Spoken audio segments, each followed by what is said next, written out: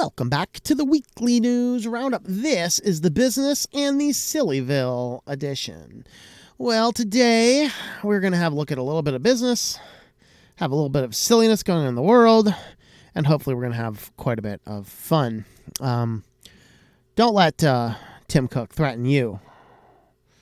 That's a scary thought. I'm just having bad vibes here. But anyway, let's go ahead and continue on with the news. Microsoft confirms Windows 11 requires TPM 2.0 in all machines, even the virtual ones. Restricting this cranked up to Windows 11. That's right.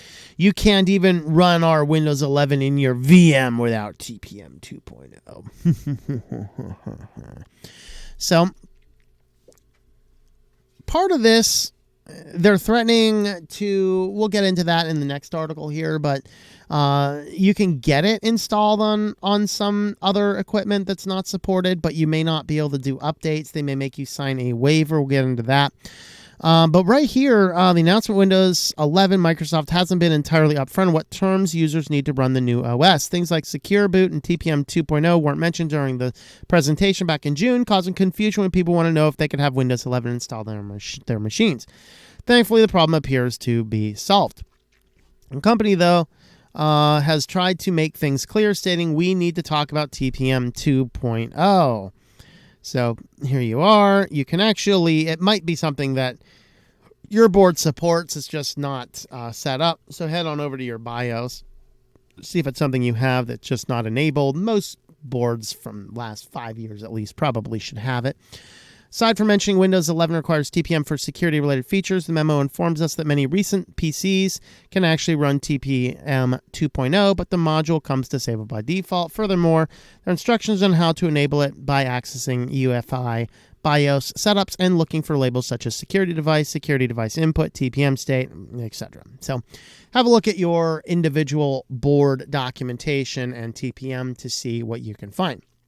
Reason for mentioning Intel and AMD is that CPUs have embedded TPMs, meaning you might be able to run Windows 11 even if your motherboard does not feature the module. So you have a couple options. You can also get a separate chip for it as well. So you do have choices if your board does not specifically support it or your processor doesn't, but just be aware that it has to happen. But it turns out that Windows 11 setup warns you aren't entitled to updates on unsupported PCs. Bonus!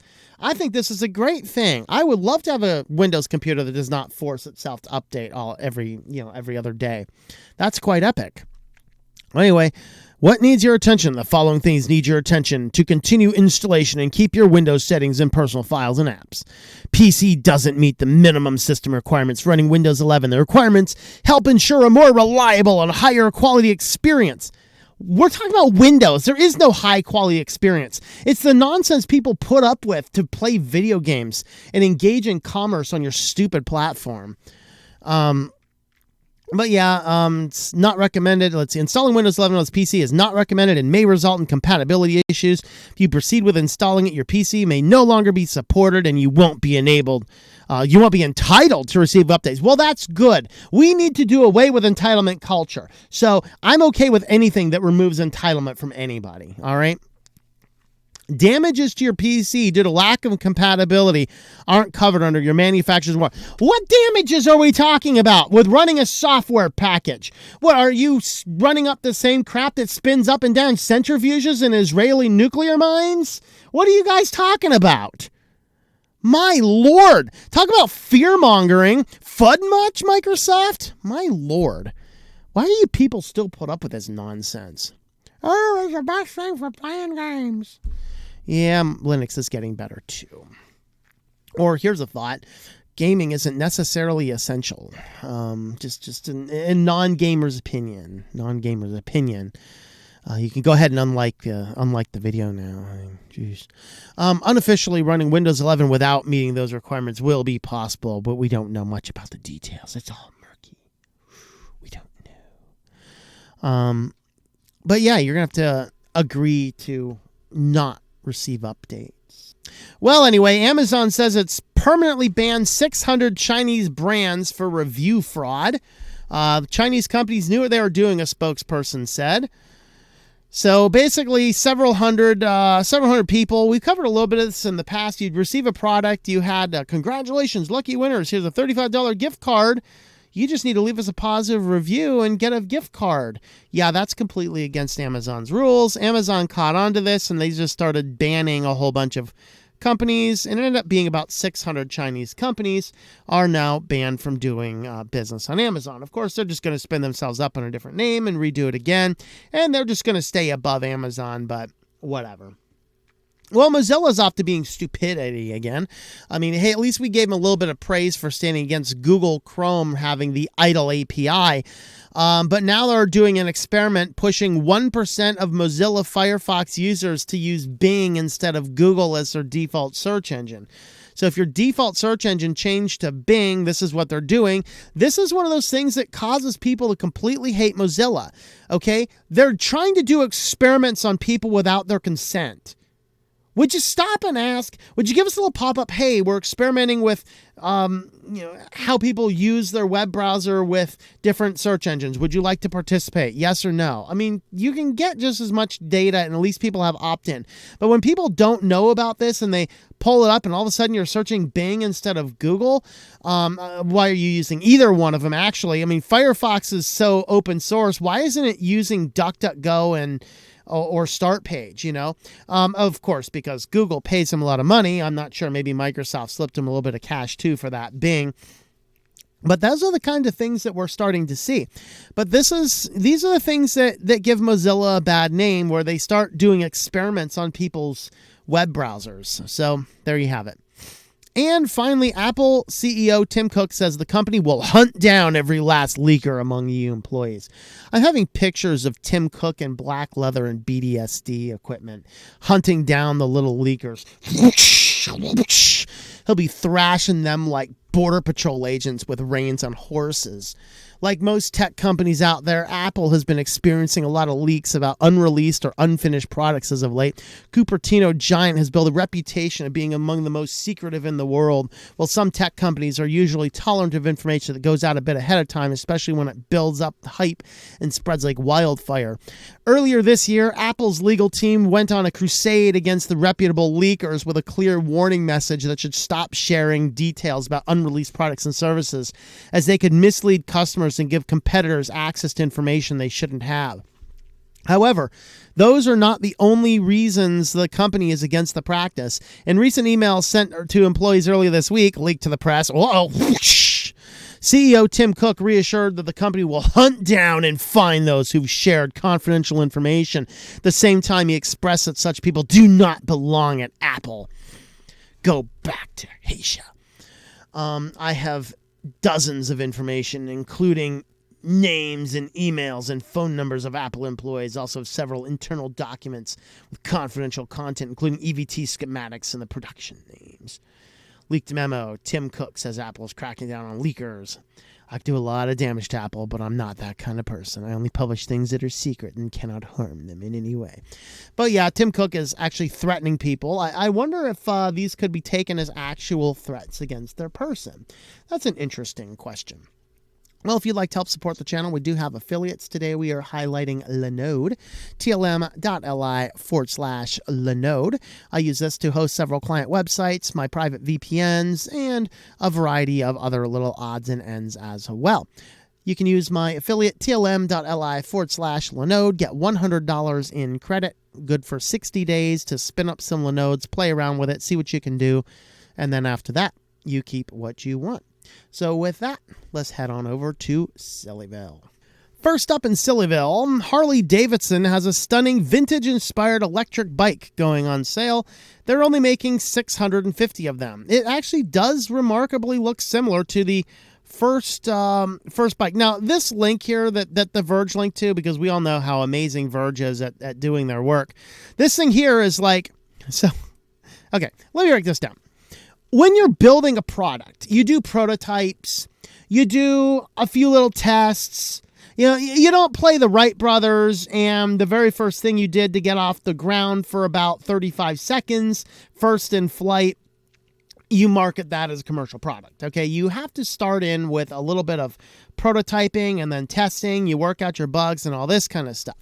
So this page here, ultimatemotorcycling.com, they're like, okay, well, it's clearly identified on many of its components as serial number 1. It's definitely not the first Harley-Davidson motorcycle. That distinction would go on to one of the prototypes. Instead, it is developmental platform from which the first truly Harley-Davidson street motorcycles sprang. It's the first Harley-Davidson motorcycle to be considered ready for production, and except for refinements and civilized it as a street machine, it is essentially the same as these models. In other words, stupid website, yes, it's the first Harley-Davidson motorcycle. Okay, when we're talking about the first motorcycle, we're not talking about the prototypes. All right, I mean, just an FYI. But anyway, this is actually what the first motorcycle looked like from Harley-Davidson. This is what you got. I mean, look at them white walls, guys. This is 1905, I believe. Is that right? 1903-04. So you had here the white tires. It looks like a bicycle with just a little gasoline engine there. You got a little single spark plug there, little gasoline engine. We have a little chain here to power it. I'm not sure if this could be a pedal or if it's, what you'd use on a motorcycle to hold back. Maybe you can pedal start it, I guess. I don't know exactly. But that's what the original one looked like, and this is what the electric bike is looking like. So very similar in design, and probably will be a big seller among Harley-Davidson enthusiasts. But yeah, if you want yours, only 650 of them are going to be manufactured, and they'll probably do more if there's a massive demand. But I know electric bikes are big these days, so there you have it. Very nice. Very nice indeed. Well, we said we'd get to New Zealand. New Zealand police arrest a pair trying to enter Auckland with large amounts of KFC. Thank you to the person who sent this to me. I just had a grand time reading this one here. 2 men tried to reach the city where Koofy restrictions banned takeaways with $100,000, 3 buckets of chicken, and an undisclosed quantity of French fries, police say. Criminals number 1, how dare you breach the perimeter of Auckland with Kentucky Fried Chicken? That's just pure death right there. I mean, to be fair, the KFC is probably more dangerous than the Koof, but in all reality, this is making me want to go get some KFC tomorrow. I'm telling you guys. 2 men have been arrested after the police said they found them in a car with a boot full of Kentucky Fried Chicken and over $100,000 in cash as they tried to cross the border into Auckland despite New Zealand's strict Koofy lockdowns. The men were arrested after allegedly trying to flee from police near the Auckland border. When their car was searched, police said they found a large quantity of KFC as well as the cash and a number of empty ounce bags. The arrest struck a chord with New Zealanders, especially Aucklanders, who've spent a month in strict level 4 lockdown that does not allow restaurants to open or residents to order takeaway food. In such an environment, fast food can take on the aura of high-value illicit substances. Last week, a man was charged by police after posting a social media video of crossing the Auckland boundary in search of McDonald's. Horrible criminals.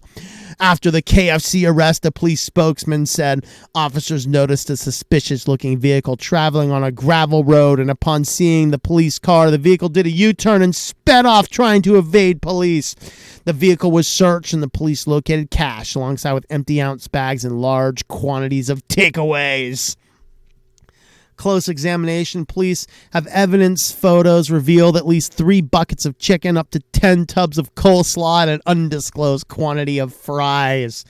While the scene resembles a plot line of a buddy crime comedy, it is in fact a serious breach of New Zealand lockdown laws. A breach of the Koofy Public Health Responsive Act can result in imprisonment for up to 6 months or a fine of $4,000. The men will appear in court for breaching the health order, police say.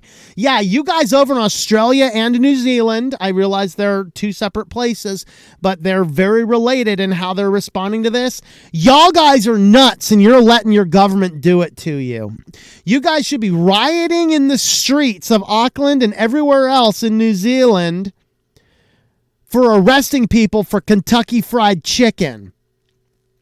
That's what you should be doing. Well, The Verge has a dirty mind. We've already established they don't have much going on up there, but Google released some new folders. These are privacy folders where, in Google's words, hey, you could put pictures of the new family puppy in there so that your kids don't see them before you have it. Okay, I have a serious question for you, Google. You bought a puppy. You took pictures of the puppy. You hid it in the private folder. Where are you putting the puppy where you're concerned about your kids finding the pictures of the puppy? I mean, I really got to know the answer to this. But that being said, The Verge automatically goes to dark places. So yeah, these encrypted folders are going to be great for nude-friendly folders coming to Android phones soon. So you can go ahead and hide some sensitive photos behind biometrically locked folders, which, by the way, are still easily accessible to hackers and stuff. So absolutely, that happens to be that. So with all that, guys, yeah, Google has some new privacy-based folders, which The Verge goes to dark places and said, this is obviously for your nudes, because, yeah, we all run around taking pictures of our eggplants on our phones. Why are you people doing this? Have you not learned from what was it? Was it the fappening over there with Apple? I don't know. Well, anyway, if you want to help support the channel, we do have a Patreon page, patreon.com/TOMM.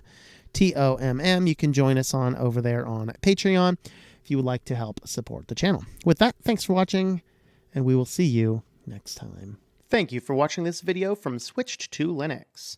This channel would not be possible without the backing of the program supporters scrolling on the screen now. You can be a supporter at Patreon at patreon.com/TOMM or at thinklifemedia.com. I also want to thank the open source community who creates such excellent software that makes producing this show possible. Please remember to support your software communities. Thank you, and I hope that you enjoy switching to Linux.